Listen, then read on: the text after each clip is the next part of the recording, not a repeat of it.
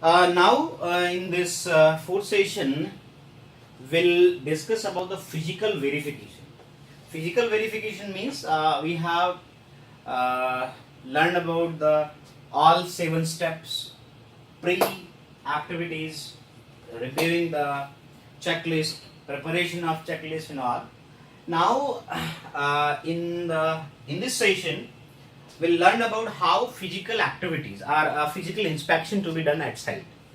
So, in case of physical inspection or verification, for the first, before going, as we have discussed in the previous sections, before going to the site, we have the site environmental audit checklist. So, that checklist should be in that way, as per the requirement of that organization. In the previous section, you have learned about how the checklist can be prepared and site information can be presented. So, for site presentation, you have the site name, site location, general manager or whoever available. You can just ask the person is available, or you can say in charge, site supervisor, then a responsible person for the environmental compliances at site. That is most important person. That means site general manager or site supervisor is absent, that is no problem. But this person who is responsible for environmental compliance is absent, then you cannot do anything, because that person, that guy is responsible for all the compliance, all APC, WPCs and all. So you need to verify the person is available and their name, title, telephone, fax, email. Why this required? Because in need, when we need something to ask from the means for compliances or for any equipment, utility, then site supervisor cannot tell or manager cannot tell, because the person who is responsible to operate the air pollution or water pollution control measures, that can tell only. So we have a detail of that person who is responsible for compliances. So we have to record their name, their title, means what he is environmental engineer, he is something, he or she something, and their telephone number, mobile number, fax number, email address, whatever available, you can just write down for physical verification. So now, before we have some site description.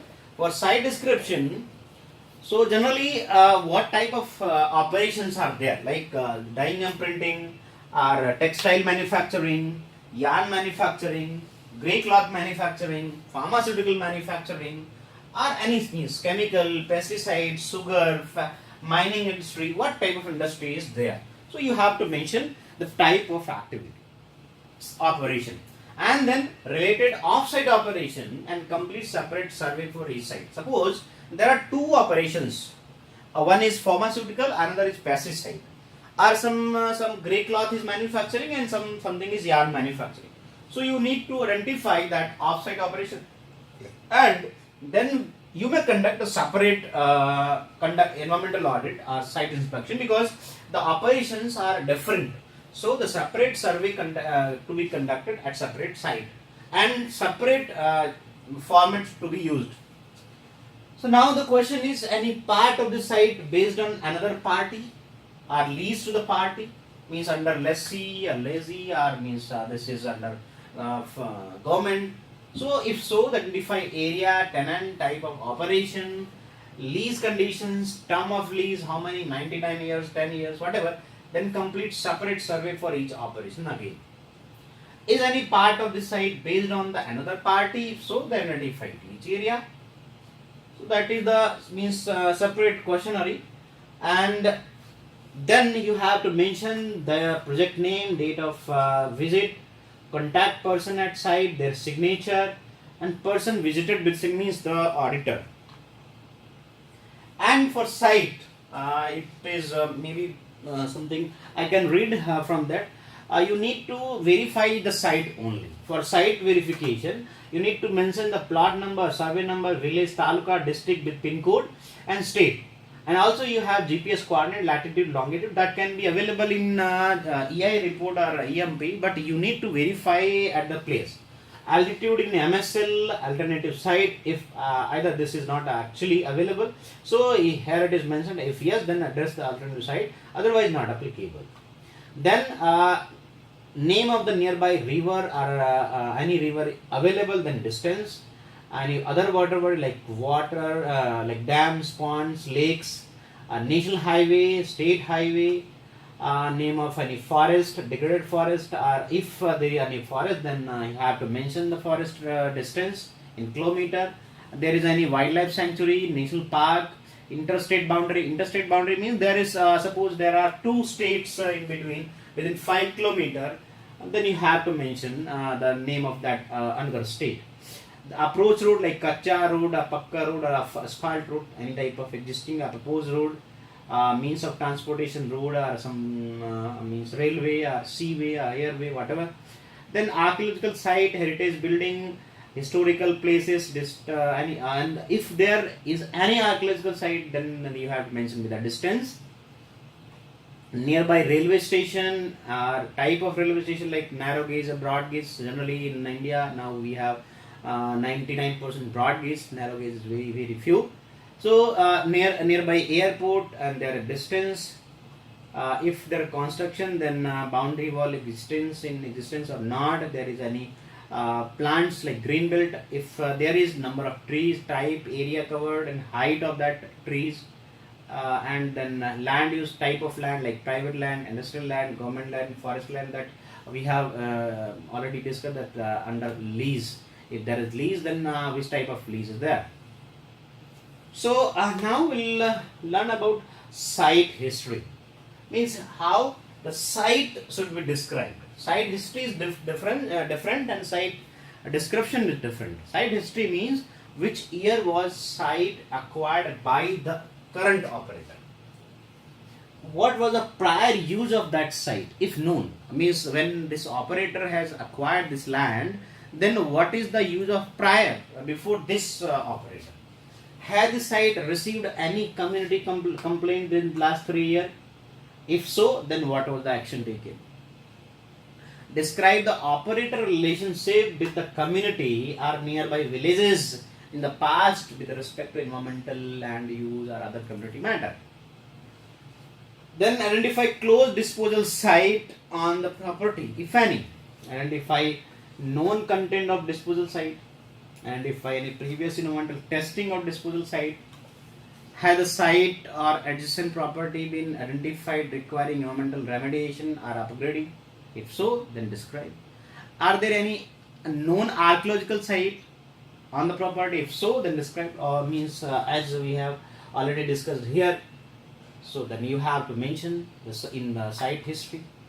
And then as we have learned in the previous sections, that checklist, what type of checklist should be there. So checklist can be prepared as per your convenience and requirement, but what types of, so first for the first, air quality, means checklist should be prepared for air quality, water quality, noise quality, storm water, water resources, surface water requirement, permission, zoning like local or conditioning of usage of land or lease something, chemical handling, community, manpower training, and other external training, contractors, monitoring and measurement, action taken for the community, environmental performance indicator, environmental management cells and its responsibility, then documentation. So these are type of checklist, means we have a separate checklist for separate activity. So these are the activity actually. On that basis we have to verify physically at the site. So for physical verification, then you can just start with the team 1 and 2. Team 1, 2, 3, whatever you have, means because you have to do your scope as per the defined in the previous section. I have said that that expert team has decided their scope. So different person, different expert having different scope, then you have to just work on that scope. So there is a format for physical verification and laboratory assessment. For laboratory equipment, number of equipment, you can make a separate list and you can attach here. Area, new instrument added, average samples collected per month like air, water, solid, noise, solid waste. The whether register for sample collection is maintained or not. Means register, of course there means record is available. If not, then you can rate as per the requirement. Computer facility available or not. housekeeping poor, good, very good, fair, whatever. ISO is required, not. Then there's a list of some equipments are there, and you can just tick that instrument is available or not, like oven, water bottle, refrigerator, muffled furnace, microscope, GLC, gas analyzer, magnetic sprayer, autoclave, HPLC, TOC, laminar, jar test, spectrophotometer, balance, BOD incubator, Zilda, nitrous assembly, centrifuge, respirator dust sampler, high volume sampler, stack mounting, everything. Otherwise, even means if new equipment, then you can add separate list also. And then, as per the physical verification, the expert can remark here in the blank format as per their means observation for air, for water, like here it is the checklist as per the air, water, noise, storm water, water resources, tuning, chemical handling, community action taking, documentation, etc. So on that basis, if person expert feels anything, then he or she may remark, and then with the date and their signature. And some forms are there, like one form is like industry, location, registered format, office address, month and year of establishment, number of worker employed, how many males, how many females, number of electric connections with service number, connected load, electric consumption per ton of product manufactured, percentage enhancement in energy saving as compared to previous year, number of DC set, their capacity, individual DC set capacity to be mentioned, name of residential address of the director where they are living, telephone numbers, fax, email and address of industry. They can be that email and phone number can be obtained from website also. Number of shifts, suppose 2 or 3, and timing, how much means 8 hours or 24 hours, something like that. Name and address in charge of environment or safety division or EMC or unit. Number of days during which production activity were in operation during the audit period. Has industry obtained ISO, any type of ISO, then you have to mention a tick where is applicable, and whether industry has adopted cleaner production. If yes, then provide the detail, otherwise not. Product detail means name of the product, capacity, yield, purity, per day, per annum, per month. So you can mention, you can attach a separate list also, because if products are in number, then you can mention in separate list, separate sheet. Name of all the product and quantity per day, date of commencement of production for each product. Then raw material, also you can provide the separate list. Whether manufacturing process is continuous or batch wise, indicate batch capacity. If yes, then the process in batch operation, number of batches per month along with the duration of the completion of each batch. Then in 6 number, product detail, detail manufacturing process, schematic diagram, flow diagram, mass balance, unit operations. You can attach separate list. In case of water, the quantity of water consumed per day as well as per ton of the product manufacturing. You can attach separate water balance diagram. Quantity of wastewater, that is known as trade effluent, generated per tons of each product per day, as well as per batch also, if the production in batch, and provided for last 3 years. And third column, the particular effluent treatment, like name, size of each unit, like bar screen, sludge drying bed, flocculator, clarifier, whatever type of. Then capacity of ETP, flow diagram, hydraulic diagram of ETP to be submitted. Whether lightning arrangement around the ETP is provided or not. A separate means energy meter is provided for the ETP. If yes, then reading of that meter every month. Then you can separate, attach their readings. Whether flow meter are provided with the inlet of ETP, inlet and outlet of ETP. If yes, then provide the flow meter reading and also photograph. The method of disposal of final treated effluent and the point of disposal. Quality of trade effluent, that is an analysis result from the NABL lab. The quantity and quality of sewage and its method of treatment and disposal as per the norms and total pollution load. And in the 7th column, raw, The open area available for disposal of the effluent. If they are disposing in the site or in the CTP, then you can mention as per the requirement. And whether the quality of treated effluent meet the specified norms. If not, yes, then provide that norms. If no, then extent of deviation or reason thereof. And in 9 number, the improvement of effluent quality and quantity since previous environmental audit based on the performance evaluation of EMS. If yes, then provide the separate sheet. And retrofitting undertaken to improve the performance of ETP. If yes, then you can provide. Otherwise not. Major problem encountered during the operation of ETP. Detail about the operator, chemist responsible for operation and maintenance of ETP. Name of operator, how many employees for operating this ETP, their qualification, their experience of operator employee, whether trained in such operation or not, salary of operator or employee, the current status of concern under Water Act 1974. Under air, you need to mention the number of flue gas stack, how many stack chimney are there, their height as per the MPCB requirement, GPCB requirement, their nature, consumption of fuel, detail pertaining to stack monitoring facility, number of stack, process stack, or we can say process vent actually, their height from ground level, the source, expected pollutant like PM or SOx or NOx or HPR, HCl, other type of. Detail pertaining provision of process vent monitoring facility. Quality of emission from each flue stack and process stack, the extent of deviation from them if any. Ambient air quality within the factory premises in the work zone area, and along with the number of ambient air quality monitoring station outside the industry. Status of consent under Air Act 1981 means CCA is valid or not. Detail of air pollution control measures for all process and flue stack. Improvement in previous emission quality since previous environmental audit. If yes, then provide separate sheet. And then again retrofitting undertaking to improve emission quality. If yes, then provide. Major problem encountered during operation of control device. If yes, then provide the detail. So you can see the total pollution load of each air, water, hazardous waste should have mentioned along with the quality of effluent, emission and solid waste as case may be. Whether measures taken to reduce the pollution load or not.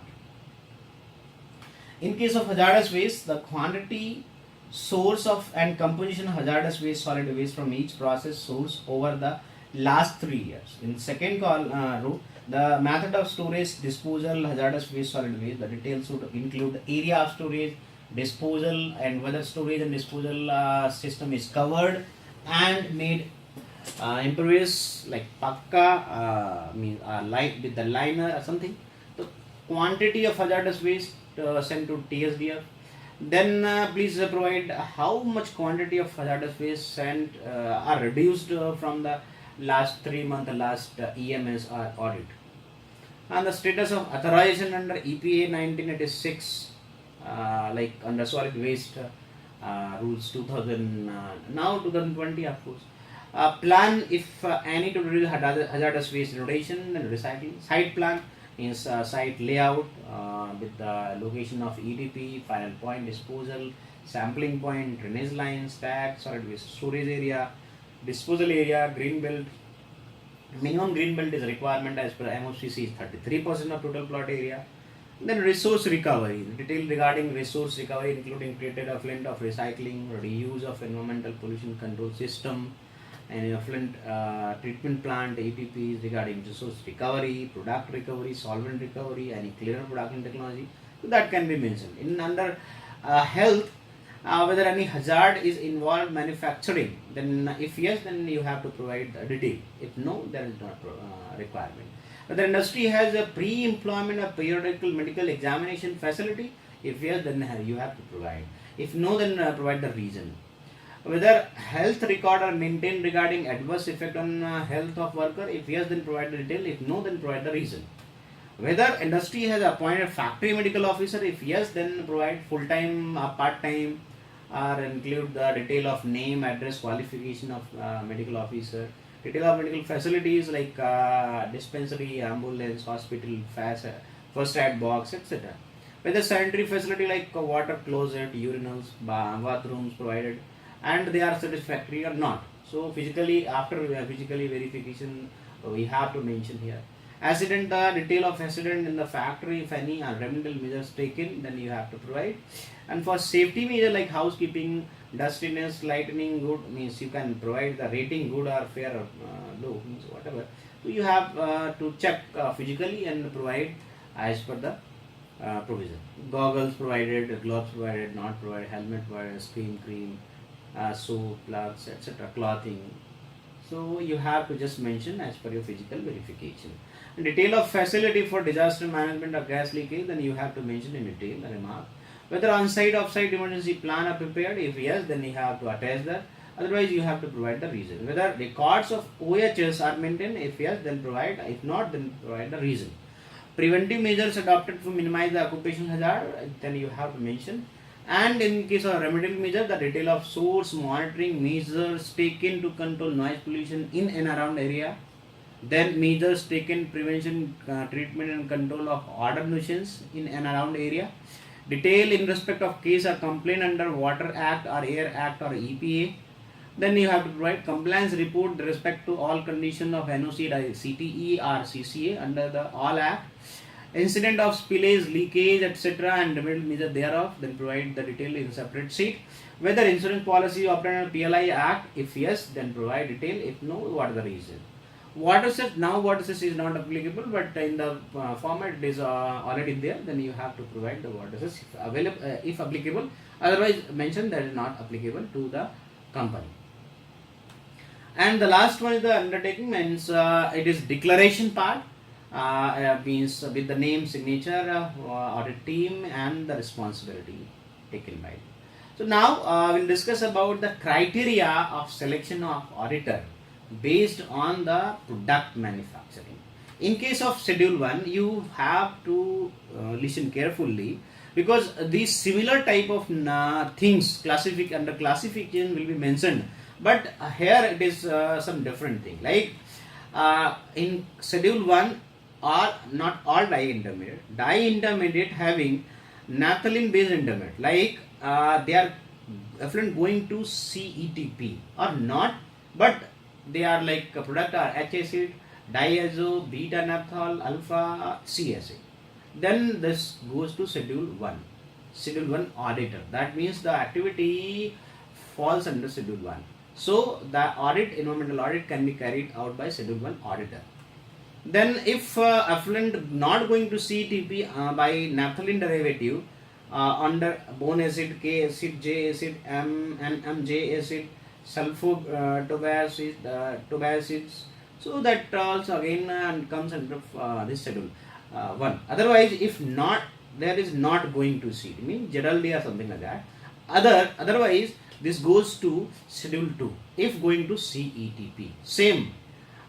B, you can see the B row under the same. If we are mentioning if effluent going to CTP, then these all product will go to schedule 2 auditor. Okay, and C, aniline based. Here again, respective of effluent going to CTP or not. In A and C, you can see the effluent is going to CTP or not. Then schedule 1 is only applicable, not 2. But in this case, B, naphthalene based. If effluent is going to CETP, then auditor is schedule 1.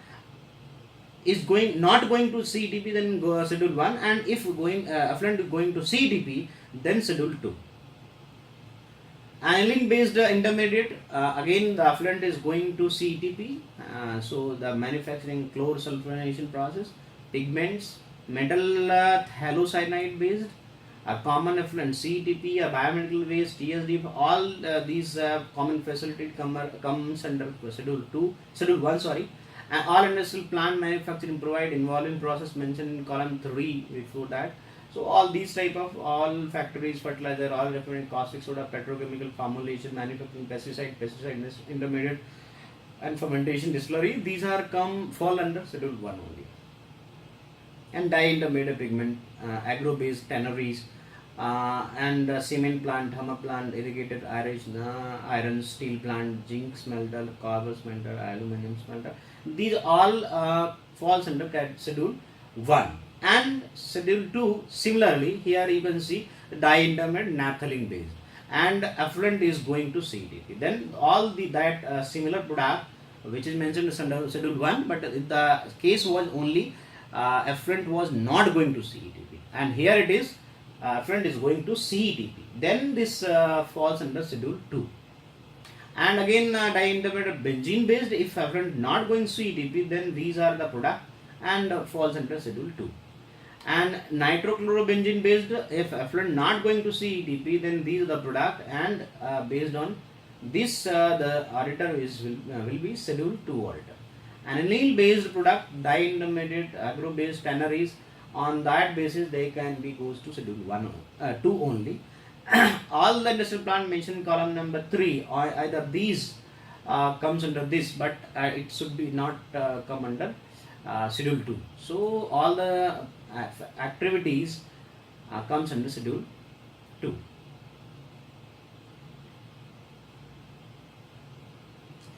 And then, so again I think it was dyes. Yeah, if effluent is not going to CETP, direct dyes, reactive dyes, pigments, metal phthalocyanide based pigment, all industrial plant except those mentioned in item number 4 and schedule 1, except that is going to CETP is pertaining to this. Textile processing industrial with carbonizing unit, textile processing industrial activity having daily effluent discharge of 1 lakh liter, means 10 KLD. Stainless steel 100 KLD. Stainless steel rolling and re-rolling mills, industrial plant manufacturing product, and lead recovery unit, or industrial activity having 25 KLD, less than 25 KLD can be, and also if you're not going to CTP, then goes to schedule 2. Then if any industry manufacturing plant involving processing mentioned column number 3 and discharging effluent quantity is 1 lakh liter per day or more, if not going to CETP, under these industry are also going to schedule 2. So for laboratory, because environmental auditor should have NABL recognized laboratory also. So in this case, the laboratory for analysis of pollutant or streams shall be carried out as per the standard methods. In case of doubt, the auditor can contract environmental audit committee in monthly meeting, and latest addition of APHA considered as a standard method and shall be adopted by the auditor's laboratory. So environmental auditor shall follow the standard method for carrying out analysis of solid hazardous waste or leachate. Air monitoring shall be carried out by only IS method, BIS methods standards. Noise monitoring shall be carried out by CPCB method for ambient noise monitoring, and workplace monitoring by OSHA by factory inspector. And auditor shall from time to time upgrade his competence, manpower, laboratory facilities, training, etc. So these are requirement, and its auditors have maintained attendance register, movement register, equipment operation register, laboratory record book, record of instrument calibration. Also laboratory shall have provide proper labeling all the bottles, etc. So that one solution cannot mix with the others. So the main requirement is this. And now punishment under legal provision. What type of punishment if any person or a legal entity cannot work in the, as per the requirement? So the country or court judge has to decide, and now NGT is in frame in picture after 2010 as per NGT Act for the legal punishment under the provision. So there are some acts where if violation of any act has been found, like under Water Act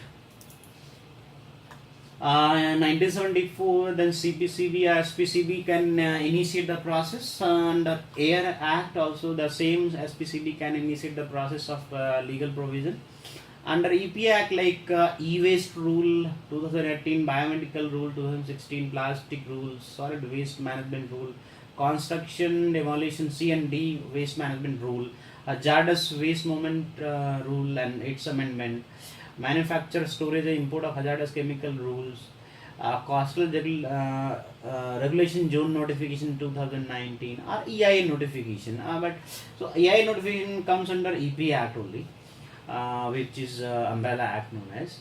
So you can see here, and some other provisions like Wildlife Protection Act, Forest Conservation Act 1980, Public Liability Insurance Act 1991, Biological Diversity Act 2002, National Green Tribunal Act 2010. These are the act where the person can be penalized as per the provision under this act.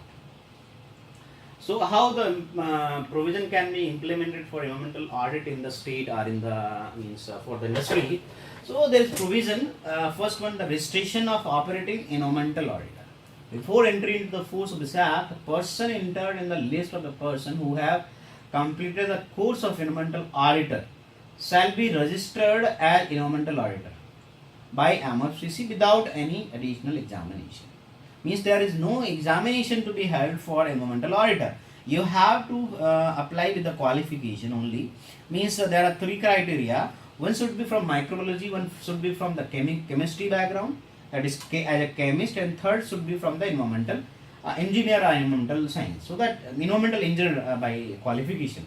So these three, chemical engineer or chemistry or chemist, and second one the environmental engineer, and third is the microbiologist. Three personnel having three different qualification can register as a team of environmental auditor.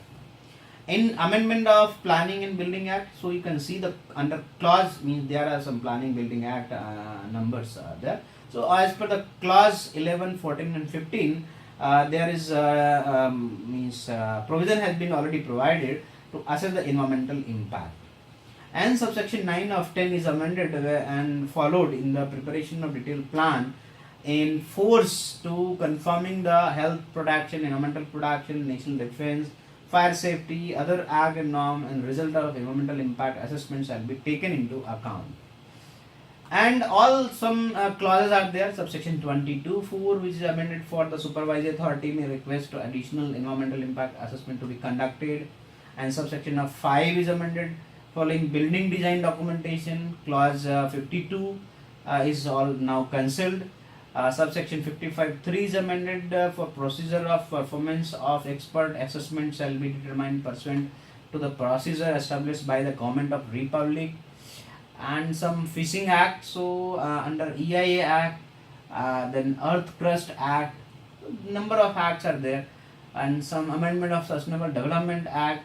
And this the purpose of environmental impact assessment is to identify and assess and describe the likely impact of proposed activity or existing activity on the environment, and analyze the possibility for the prevention and mitigation of support of each impact, and to make proposals regarding the choice of the most suitable solution.